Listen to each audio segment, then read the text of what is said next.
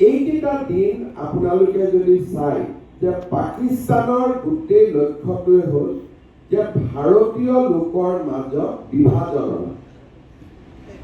তেওঁলোকৰ যদি গোটেই প্ৰপোগেণ্ডাটো চায়, সেইকাৰণে এইকেইটা দিন ভাৰতীয় জনতা পাৰ্টিৰ কোনো কাৰ্যকৰ্তাই, মন্ত্ৰী, বিধায়ক কোনেও এনেকুৱা বক্তব্য ক'তো নাৰাখিব যোনে আমাৰ মাজত থকা একতা কৰবাত নহয় কৰবাত হানি কৰিব পাৰে।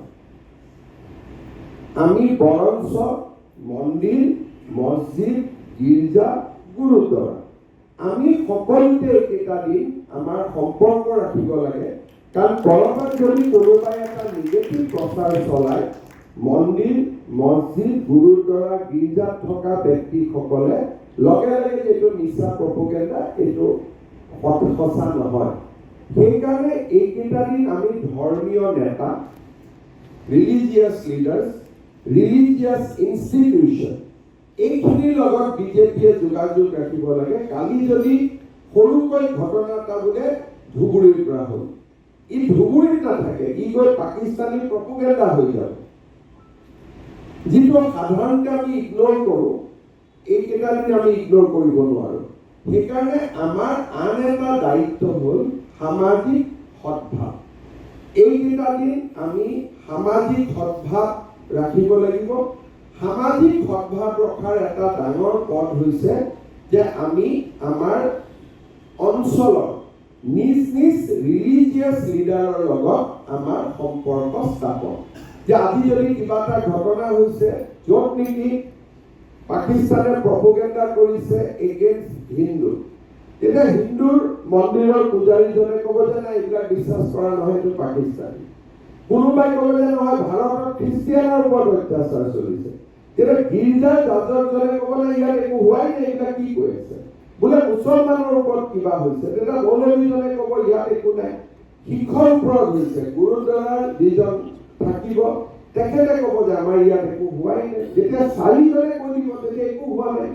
সেইকাৰণে সকলো ধৰ্মৰ মানুহৰ লগত এটা সম্পৰ্ক ৰক্ষা কৰা আৰু স্বাভাৱিকভাৱে আমি নিজে এনেকুৱা কোনো কাম নকৰি যিটো কামৰ কাৰণে সম্প্ৰীতিৰ পৰিৱৰ্তে আমিহে কাজিয়া লগাই দিলোঁ, তেনেকুৱা হ'ব নালাগে।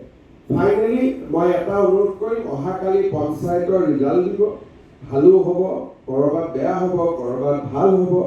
কিন্তু আজিৰ দিনটো ভাল হ'লেও বহুত উৎসাহ দেখুওৱাৰ সময় নহয়। কাৰণ ভোট নিদিয়াজন মানুহেও কিন্তু সেনা বাহিনীৰ লগত আছে, দিয়াজন বিজেপিৰ লগত আছে, কিন্তু নিদিয়াজনো সেনা বাহিনীৰ লগত আছে। গতিকে আমি ইমানেই স্পৰ্শকাতৰ হ'ব লাগিব যে কালি জিকাৰ পিছত য'ত আমি জিকোঁ, সাধাৰণতে আমি পলিটিকেল পাৰ্টি জিকিলে অলপ ফূৰ্তি কৰাটো এটা স্বভাৱ। অহাকালি টিভিৰ স্ক্ৰীণত আমি সেইটো দেখা পাব নালাগে। সকলোকে আমি স্পষ্ট নিৰ্দেশ পঠাব লাগে যে কালি ৰাইজৰ যিয়েই আদেশ নহওক কিয়, তাক আমি কালি বিনম্ৰতাৰে সৈতে ল'ব লাগে। আমাৰ কিছুমান, আৰু মইতো মন্ত্ৰী বিধায়কসকলকো কাউণ্টিং হলত যাব মানা কৰিম, কাৰণ তেওঁলোক গ'লে আমাৰ সমৰ্থকসকলে কেতিয়াবা আবেগিক হৈ হিমন্ত বিশ্ব শৰ্মা জিন্দাবাদ, দিলীপ শইকীয়া জিন্দাবাদ, এতিয়া আমাৰ জিন্দাবাদ দিয়া সময় নহয়। নৰেন্দ্ৰ মোদী আৰু সেনা বাহিনী এই দুটাৰ মানে আজি আৰু কাৰো জিন্দাবাদৰ সময় এতিয়া নহয়। সেইকাৰণে আমি তলত স্পষ্টভাৱে খবৰ পঠাব লাগে যে হৰা কেণ্ডিডেটজনো কিন্তু ভাৰতৰ সেনাৰ লগত আছে।